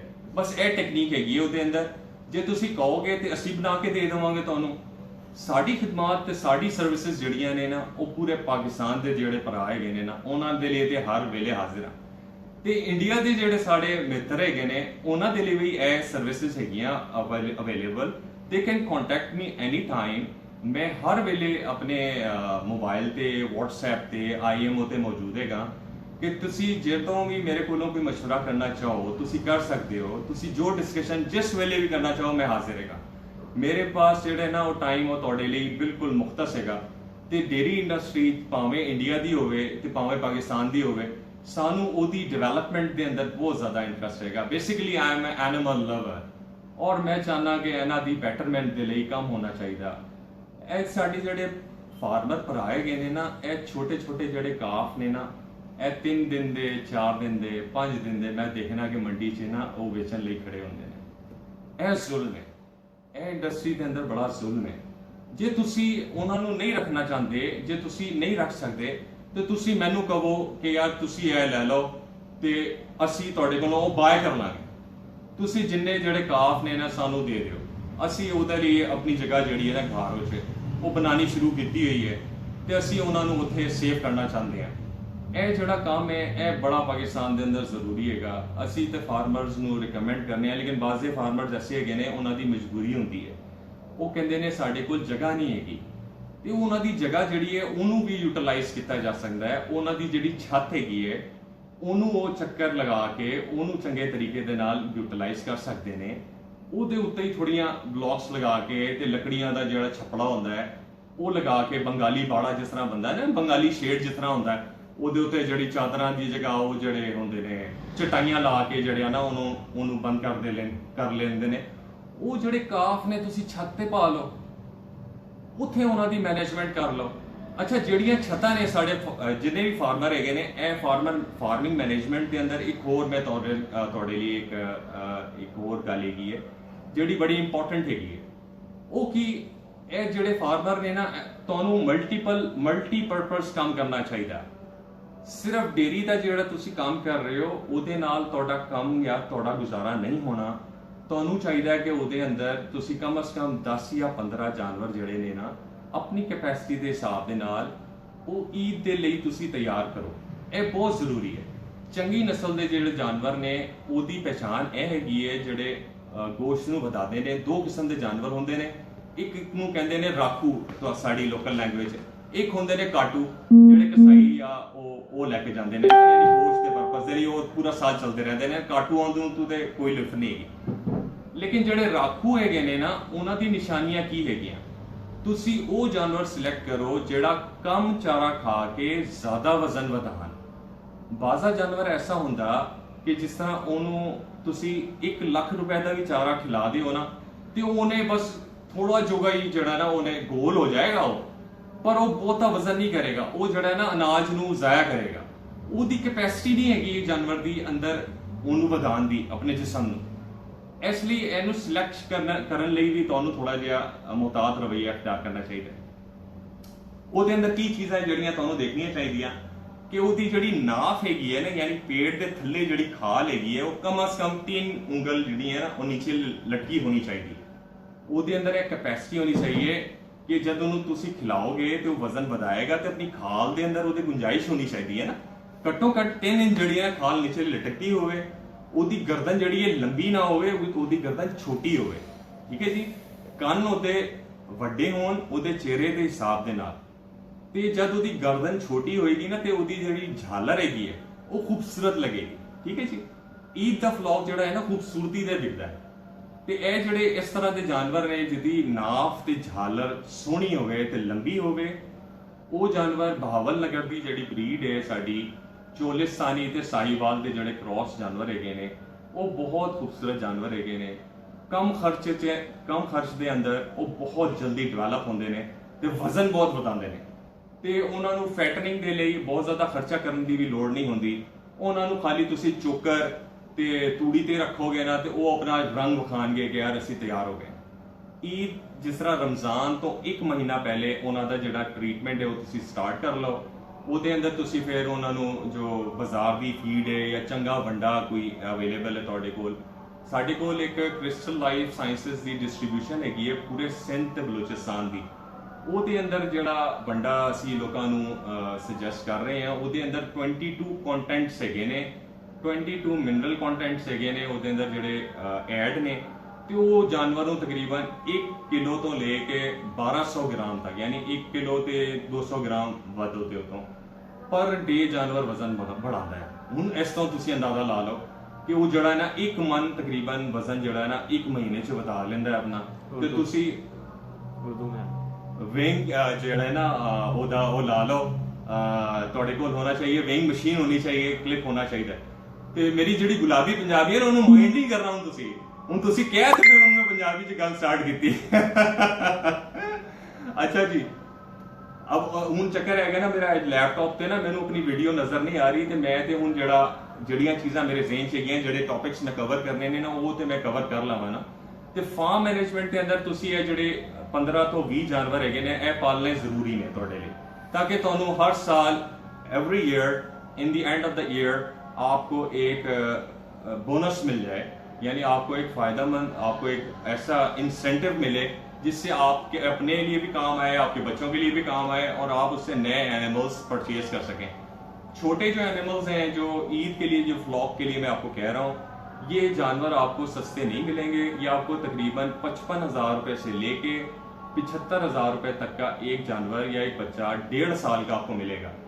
ठीक है जी, 1.5 साल का जो जानवर है ये आपने रखना है तकरीबन 8-9 महीने। जब आप इसको अपने पास रखेंगे तो ये तैयार हो जाएगा और ये तकरीबन ईद के ऊपर ये 1.5 लाख रुपए से लेके 3.5 लाख रुपए तक का बिकेगा। अगर कराची की मार्केट में लाके बेचेंगे तो ये 5 लाख रुपए का भी इजीली बिक जाएगा क्योंकि लोग खूबसूरती के ऊपर जाते हैं, उसकी नाफ और झालर बनी हुई हो और उसको ईद जो रमजान होता है ना रमजानों में दूध देते हैं। हमारे यहाँ कराची के अंदर जो फार्मर्स हैं वो तो उसको बहुत मेहनत करते हैं यानी वो आप सोच भी नहीं सकते कि उसके ऊपर वो किस कदर ज्यादा मेहनत कर रहे होते हैं और उसके अंदर क्या क्या चीजें यूज कर रहे होते हैं। उसका भी थोड़ा सा इंट्रोडक्शन आपको मैं लगे हाथों देता चलूं। उसके अंदर वो लोग क्या कर रहे होते हैं कि वो उसको ना सिर्फ ये कि भैंस का दूध पिला रहे होते हैं बल्कि उस दूध के अंदर वो मेगा मास को मिक्स करके उसको दे रहे होते हैं। उसकी फीड के अंदर वो लोग हाइब्रिड जो है ना ये जो आपकी फीड है नॉर्मल फीड तो वो दे रहे होते हैं, साथ में वो जो पोल्ट्री की जो फीड होती है उसके भी कंटेंट ऐड कर रहे होते हैं। मिसाल के तौर पर सोयाबीन के अंदर इतनी हाई न्यूट्रिशियस वैल्यू है उसके अंदर इतनी हाई प्रोटीन्स हैं कि वो गोश्त के बराबर प्रोटीन्स है उसके अंदर। यानी आप गोश्त खा लें या आप सोयाबीन खा लें तो वो बिल्कुल एक बराबर है। तो वो उसके अंदर सोयाबीन उसके अंदर फीड के अंदर उन्होंने एडिटिव किया होता है। दूसरा ये कि वो उसके अंदर ये जो आपकी होती है ना गवार की फली, आपका ये जो होता है मोरिंगा ये हमारे यहाँ कराची के अंदर इसका जो सीड है वो अवेलेबल है। आपके यहाँ पे पंजाब के अंदर भी मोरिंगा मार्केट के अंदर अगर अजनास मंडी में जाएं तो मोरिंगा को हम कहते हैं कौन सी फली होती है वो समांजना की फली कहलाती है। समांजना की फली के जो सीड होते हैं वो हाई कंटेंट होता है उसके अंदर और वो एंटीबायोटिक उसकी जो उसके अंदर जो है ना प्रोटीन्स होती हैं उसकी वैल्यूज होती हैं। वो एक नेचुरल एक प्लांट है जो पाकिस्तान और इंडिया के अंदर बहुत कॉमनली अवेलेबल है और यूनाइटेड नेशंस ने इतनी मोटी एक किताब उसके ऊपर लिखी है जो उसकी इफादियत के ऊपर है। हमारी कंट्री के अंदर कोई इसको जानता ही नहीं है और ना समांजना की कल्टीवेशन उस तरह से की जा रही है ना उसकी उस तरह से कदर की जा रही है। समांजना की फली हमारे डेयरी फार्मर्स के लिए बहुत ज्यादा इंपॉर्टेंट है। 45% से लेके 65% मिल्क जानवर जो है ना वो इंक्रीज करता है। सर अगेन सुने इस बात को, ये बहुत इंपॉर्टेंट बात है। मैं हर फार्मर को बताता हूं ये बात कि समांजना की फली के दरख्त लगा लें अपने पास और उसकी फली को कुतर के अंदर आप क्रश करके उसको ऐड कर दें, उसकी खुराक का पार्ट एंड पार्सल बनाने। ये 2 काम करेगा। एक ये कि क्योंकि इसके अंदर एंटीबायोटिक जो है ना वो इसके अंदर अज्जा मौजूद है नेचुरल। तो एक तो ये कि उसके अंदर आपके जो पेट के अंदर जो उसके एंजाइम्स की जो कमी और ज्यादती हो रही है वो उसको बैलेंस करता है, उसकी डाइट को बैलेंस कर देगा, उसके स्टमक को ये सही कर देगा। दूसरा ये कि इसके अंदर जो प्रोटीन्स हैं, हाई कंटेंट ऑफ मिनरल्स इसके अंदर मौजूद हैं। जब वो मिनरल्स एनिमल को लगते हैं, ना सिर्फ ये कि वो हेल्दी होता है बल्कि उसका जो पीरियड है, जो उसका लैक्टेशन का पीरियड है, वो भी अच्छा से गुजरता है और वो दूध इनहेंस कर देता है।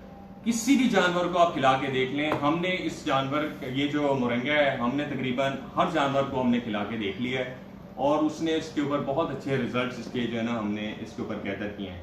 सर जी पंखा बंद कराता तुसी सारे ने मेरा ਤੇ ਜਿਹੜਾ ਪਸੀਨਾ ਹੈ ਨਾ ਇਹਦਾ ਮਜ਼ਦੂਰੀ ਜਿਹੜੀ ਨਾ ਮੈਨੂੰ ਮਿਲਣੀ ਚਾਹੀਦੀ ਹੈ। ਇਹ ਪੁਸ਼ ਕਰ ਰਹੇ ਹਾਂ ਪਸੀਨਾ, ਤੁਸੀਂ ਵੇਖ ਲਓ ਕਿ ਲੋਕਾਂ ਨੂੰ ਤੁਸੀਂ ਜ਼ਿਆਦਾ से ज्यादा ਇਹ प्रोग्राम ਜਿਹੜਾ ना फॉरवर्ड करना है।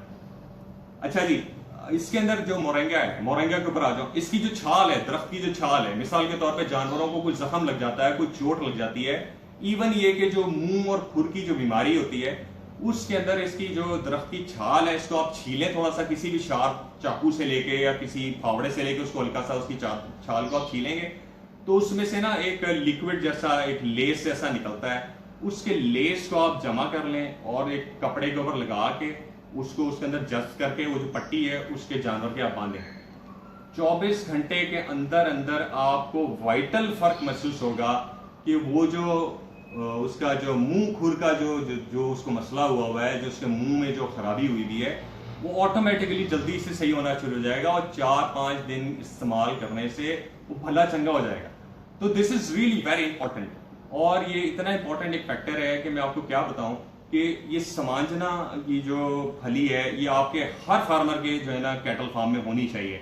इसके seeds are available in the market, इसके सीड्स ले लें, इसके छोटे नर्सरी से पौधे ले लें और इसको पाकिस्तान के अंदर आप लगाना शुरू कर दें। इंडिया के मित्रों भी मेरा मशवरा है जी समांजना की फली है ਉਹਦੀਆਂ ਜਿਹੜੀਆਂ ਤਸਵੀਰਾਂ ਨੇ ਮੈਂ ਤੁਹਾਨੂੰ ਅਪਲੋਡ ਕਰ ਦਿਆਂਗਾ ਉਹਦੇ ਅੰਦਰ, ਉਹ ਤੁਹਾਡੇ ਏਰੀਆ ਦੇ ਅੰਦਰ ਵੀ ਅਵੇਲੇਬਲ ਹੈਗੀਆਂ। ਪਾਕਿਸਤਾਨ ਤੇ ਇੰਡੀਆ ਜਿਹੜਾ ਹੈ ਨਾ ਉਹ ਕਲਾਈਮੇਟ ਦੇ ਹਿਸਾਬ ਦੇ ਨਾਲ ਤਾਂ ਬਿਲਕੁਲ ਇੱਕੋ ਜਿਹੀ ਕੰਟਰੀ ਹੈਗੀ ਹੈ।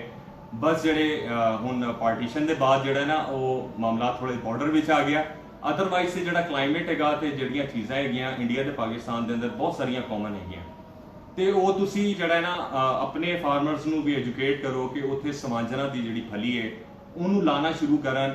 ਇਹ ਦੁੱਧ ਦੇ ਲਈ ਵੀ ਬਿਹਤਰੀਨ ਹੈਗੀਆਂ, ਇਹ ਜਾਨਵਰ ਦੀ ਸਿਹਤ ਦੇ ਲਈ ਵੀ ਬਿਹਤਰੀਨ ਹੈਗੀਆਂ। ਤੁਹਾਨੂੰ ਜਿਹੜਾ ਹੈ ਨਾ ਮਿਨਰਲ ਮਿਕਸਚਰ ਜਿਹੜਾ ਉਹ ਵੀ ਨਹੀਂ ਦੇਣਾ ਪਏਗਾ, ਤੁਹਾਡਾ ਖਰਚਾ ਜਿਹੜਾ ਹੈ ਉਹ ਕਰਟੇਲ ਹੋ ਜਾਏਗਾ ਤੇ ਉਹ ਕੱਟ ਡਾਊਨ ਹੋ ਜਾਏਗਾ। ਇਹ ਤੇ ਗੱਲ ਹੋ ਗਈ ਜਿਹੜੀ ਸਮਾਂਜਨਾ ਦੀ ਫਲੀ थी, ਇਹ बड़ी इंपॉर्टेंट एक फैक्टर हैगा। बहरहाल ਹੁਣ आ जाओ ਉਹਦੇ ਉੱਤੇ ਕੀ अल्लाह भला करे गाँव ਦੇ ਉੱਤੇ। गायों का मैंने अपना इसके अंदर मैंने कहा था कि मैं गायों की इंपोर्ट का तरीक़ाकार आपको थोड़ा सा डिस्कस करूंगा। बहुत सारे लोग जो है ना गाय इंपोर्ट करना चाहते हैं और मुझसे रब्ता करते हैं और कहते हैं कि सर जी 2 गाय मेरी भी ऐड कर लें, 4 गाय मुझे भी मंगा के दे दें और 5 गाय मुझे भी मंगा के दे दें। तो इसके अंदर ये है कि बहुत आसान है, कोई अपहिल टास्क नहीं है, कोई रॉकेट साइंस नहीं है, इसके अंदर कोई चीज़ें ऐसी हिडन नहीं है। जो चंद मामलात हैं वो मैं आपके गोश गुजार कर देता हूँ। पाकिस्तान के अंदर एनिमल हस्बेंड्री का जो कमिश्नर है वो एक ही है। कैसा जुल्म है, कैसा सितम है ये इस मुल्क खुदादाद के अंदर कि पूरे पाकिस्तान के अंदर सिर्फ एक कमिश्नर है एनिमल हस्बेंड्री का जो परमिशन देता है इस्लामाबाद में बैठ के। ठीक है जी, अब उसके नखरे भी बहुत ज्यादा हैं, लेकिन ये कि आप उसके बाद चले जाएं। और वो मैंने सुना है कि वो जो फूड इंस्पेक्टर थी ना लाहौर की बड़ी मशहूर, जो मुझे उसका नाम भूल गया, बहरहाल वो एक फूड इंस्पेक्टर थी जिसको शहबाज शरीफ की फैक्ट्री के ऊपर जाके उसने छापा उपा मारा था, तो वो फिर चेंज हो गई है। वो मैंने सुना है कि वो सेक्रेटरी जो है ना वो एनिमल लाइफ स्टॉक लग गई है, तो वो भी ये परमिशन आपको दे देगी इसकी इंपोर्ट के लिए। आपको एक लेटर चाहिए होता है जो आपको एनिमल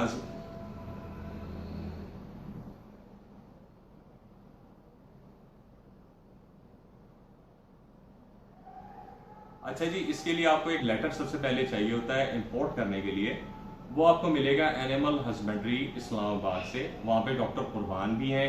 आप डॉक्टर कुर्बान का मैं नंबर भी दे दूंगा आपको, आप उनसे भी रब्ता कर सकते हैं। फिर इसी तरह सिंध का जो डिप्टी डायरेक्टर है उनका नाम है डॉक्टर अंसारी। मैं डॉक्टर अंसारी के भी कॉन्टैक्ट डिटेल्स और उनके नंबर्स आपको दे दूंगा। इन दोनों हजरात से मेरी इस टॉपिक के ऊपर कई दफ़ा तफसील से बात हो चुकी है कि लोगों को फैसिलिटेट करना चाहिए, लेकिन जो हमारा ब्यूरोक्रेट है वो आपको फैसिलिटेट नहीं करता। बल्कि आपको वो फर्स्ट स्टेप के ऊपर डिस्करेज करता है। तो इसका हमें इसका भरपूर अंदाजा है, लेकिन आप लोगों ने बिल्कुल हिम्मत नहीं हारनी और बिल्कुल कोई आपने परेशानी नहीं लेनी। अगर आप इंपोर्ट करना चाहते हैं और आप चाहते हैं कि आपको वहां से परमिशन लेके दी जाए, तो आप इन दोनों हजरात से आप रब्ता करें। डॉक्टर कुर्बान को भी मैंने बहुत रिकमेंड किया है, और डॉक्टर अंसारी बहुत डाउन टू अर्थ, बहुत ही लविंग आदमी है। सखर से इनका ताल्लुक है और deputy director livestock Sindh है। लेकिन क्योंकि सिंध के अंदर जो हुकूमत है वो बहुत ही इनकॉम्पिटेंट है, इसलिए इतने कॉम्पिटेंट आदमी को कोई पजीराई और कोई रिकग्निशन नहीं मिल रही। मैं ये चाहता हूं कि उसका नंबर आप ले लें, डॉक्टर अंसारी साहब का। बहुत ही लविंग सोल है, बहुत ही पढ़े लिखे और इंटेलेक्चुअल से आदमी है। आप उनसे बात करें, वो आपको जो कमिश्नर जो वहाँ पे बैठा हुआ है इस्लामाबाद में, उससे आपको परमिशन लेके देंगे। आपको सिर्फ एक लेटर लेना है कि आपको कितने एनिमल्स रिक्वायर्ड हैं। आप उसके बाद जर्मनी के अंदर मेरा एक कॉन्टैक्ट है, मेरा भाई वहाँ पे बैठा हुआ है, तलाल चुगताई नाम है उसका। आप चाहें तो उसके जरिए आप उस फार्म का नंबर ले लें, या उन फार्म्स के जहाँ पे आपको एनिमल्स जहाँ पे अच्छे मिल जाएंगे, उन फार्म्स के नंबर मैं आपको दे देता हूँ। आपको जहन में रखना चाहिए कि जो बाहर जो गायों की जो प्राइसेस हैं वो 900 यूरो से लेके 1400 यूरो तक आपको वहां पे जानवर मिलता है। उसकी कैटेगरी होती है आप जो वहां से इंपोर्ट करते हैं। इसके अंदर जो सबसे इंपॉर्टेंट बात है वो ये है कि आप वहां से 14 से 16 माह के एनिमल्स या हीफर्स इंपोर्ट करते हैं जो प्रेग्नेंट हो, यानी 4 to 6 मंथ्स जो हीफर्स वहां पे प्रेग्नेंट हो वही जानवर आप सिलेक्ट करते हैं। क्योंकि अगर आप वहां पे ऐसा जानवर सिलेक्ट कर लें जो मिल्किंग पे आया हुआ होगा, तो उसको मिल्किंग के अंदर ट्रबल हो जाएगी। 25 दिन उसका अगर शिपमेंट का टाइम है तो उसको मिल्किंग कौन करेगा। इसलिए जानवर जो है वो प्रेग्नेंट ही लिया जाता है। जो बाहर की जो जर्सी हैं, फ्रीजियंस हैं और जो होल्स्टेन हीफर्स हैं, इसके अंदर भी आपको फर्क मालूम होना चाहिए। जो जर्सी है वो तो आप बिल्कुल ही अलग ब्रीड है, ब्राउन कलर के अंदर। स्विस जर्सीज तो वो लोगों को समझ में आ जाती है, उसके कान थोड़े से गोल होते हैं और माथा थोड़ा आगे से ऊपर की तरफ होता है, आंखों के नीचे थोड़े से ब्लैक उसके जो है ना हल्के उससे होते हैं। तो ये जो गाउस होती हैं ये तो होती हैं जर्सीज। लेकिन हॉल्स्टेन हीफर्स और फ्रीजियंस के अंदर लोगों को फर्क नहीं मालूम। उस फर्क को मैं आपके गोशगुजार कर देता हूं, आप उसको फिर आपको समझ में आना शुरू हो जाएगा कि इन दोनों गायों में बेसिकली फर्क क्या है। जो फ्रीजियन होती है, फ्रीजियन का बोनी स्ट्रक्चर होता है, यानी उसका हड्डियों वाला स्ट्रक्चर होता है। उसकी कूले की हड्डियां बाहर की तरफ निकली हुई होंगी, नुमाया होंगी, और उसका जो पिछला हिस्सा है वो बहुत मजबूत होता है और उसकी टांगे फ्लैट और सीधी होती हैं।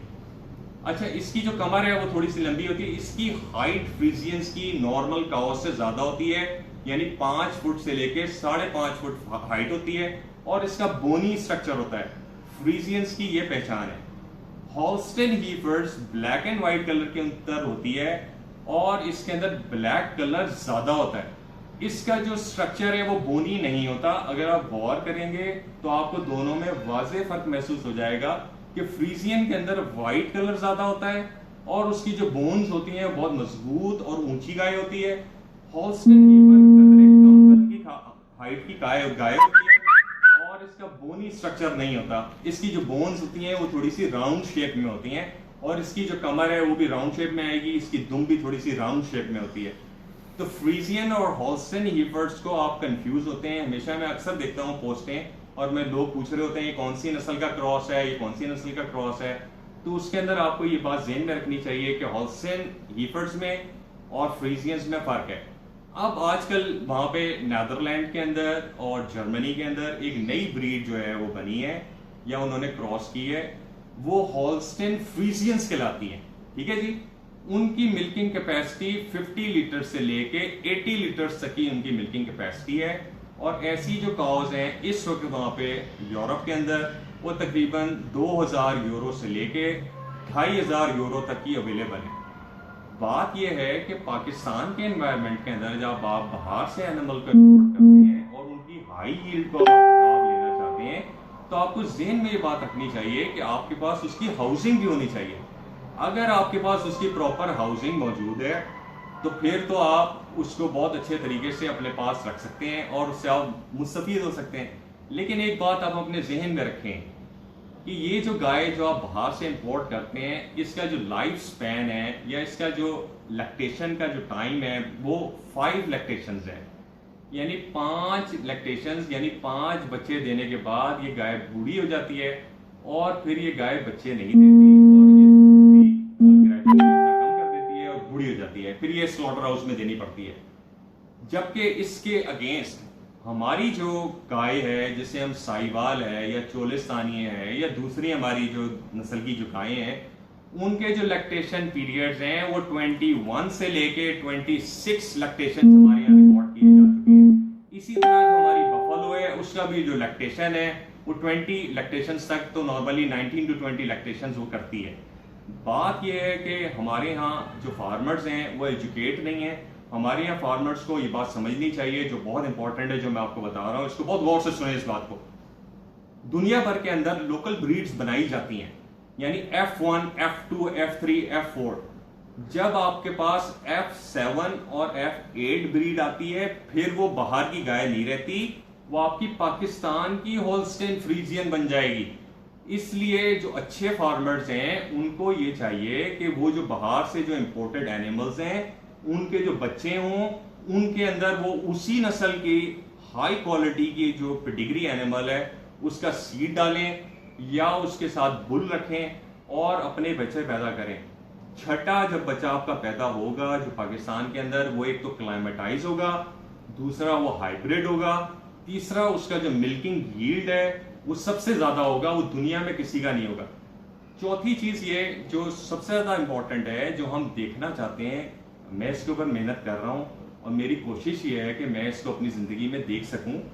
मैं ये देखना चाहता हूं कि जब वो क्लाइमेटाइज हो जाएगा जानवर और वो यहाँ का लोकल ब्रीड बन जाएगा, तो फिर उसका जो लाइफ साइकिल है वो 5 रहेगा या वो मजीद इनहेंस कर जाएगा। I am pretty sure about it, I am pretty confident about it कि जिस तरह हमारी साहिवाल का जो मैंने उसका जो पीरियड है लैक्टेशन का वो बढ़ा हुआ है, इसी तरह ये जब हमारी लोकल ब्रीड बन जाएगी तो इसका भी बढ़ जाएगा। अब इसके ऊपर मेहनत करनी है जी, मैं भी कर रहा हूँ और आप भी जो अच्छे फार्मर्स हैं वो इसके ऊपर काम करें। भले 2 या 4 या 5 गाय इस तरह की मुख्तस करें अपने पास कि उनको रख के उनकी 6 साइकिल्स यानी 6 बच्चे 6 जनरेशन अपने पास पैदा कर लें। वो जो 6 जनरेशन के बाद जो एनिमल होगा मैं उसको देखना चाहता हूँ और मैं चाहूँगा कि आप लोग भी इसके अंदर अपना इंटरेस्ट रखें कि इस तरह के जानवर हम देखें और हमारे पास डेवलप हों कि जो हमारी लोकल ब्रीड कहलाए। कल को हम बैठ के बता रहे होंगे जी ये जो ब्रीड है ये होल्स्टेन फ्रीजियन पाकिस्तानी होल्स्टेन फ्रीजियंस है, ये पाकिस्तानी जर्सी है या ये पाकिस्तानी एनिमल्स हैं। इसी तरह इंडियंस जो हैं उन्होंने बहुत अच्छा काम किया है डेयरी इंडस्ट्री के अंदर। मैं ये समझता हूँ कि हमारे इंडिया के जो भाई हैं उन लोगों ने इसके ऊपर बहुत अच्छा काम किया है। उन्होंने अपनी भैंसों के ऊपर भी बहुत अच्छा काम किया है, बफलोस के ऊपर भी, और उन्होंने अपनी काउस के ऊपर भी बहुत अच्छा काम किया है। उनकी जो गीर है वो हमारे यहाँ की चोलिस्तानी की टक्कर की है, ठीक है जी। साहिवाल हमारे यहाँ भी है, साहिवाल इंडिया के अंदर भी मौजूद है। ये दोनों ब्रीड्स बहुत अच्छी हाइब्रिड्स हैं। हम जब इसको क्रॉस करते हैं चोलिस्तानी को या साहिवाल को, तो उसका जो एक तो ये है कि वो क्लाइमेटाइज होती है, उसको इतनी ज़्यादा हीट स्ट्रेस नहीं होता। लेकिन हीट स्ट्रेस फिर भी हमारे यहाँ हर गाय, हर गाँव या हर एनिमल को होता है, और अब तो क्योंकि क्लाइमेट चेंज हो रहा है इस वजह से ज़्यादा हो गया। लेकिन जो मैंने आपको सॉल्यूशंस बताए हैं जो आप लोकली अपने पास डेवलप कर सकते हैं, ये अपने फार्म्स के अंदर आप तब्दीलियां लेके आएँ, और हमारी कहीं किसी भी जगह कोई भी किसी किस्म की हेल्प की ज़रूरत होती हो आप हमसे ज़रूर रब्ता करें। मेरा जो कॉन्टैक्ट डिटेल्स हैं वो मेरे पेज के ऊपर डली हुई हैं, नहीं तो मैं आपको बता भी देता हूँ। 0321 3480 ये मेरा मोबाइल नंबर है। इसके ऊपर व्हाट्सएप भी अपडेटेड है, इसके ऊपर IMO भी अपडेटेड है। मैं इसको लिख भी दूंगा अपने इसके अंदर, जो आप इसके अंदर हम वीडियो डालेंगे तो इसके अंदर हम अपना कॉन्टैक्ट नंबर भी डाल देंगे, क्योंकि अक्सर लोगों ने शिकवा किया इमरान भाई काइंडली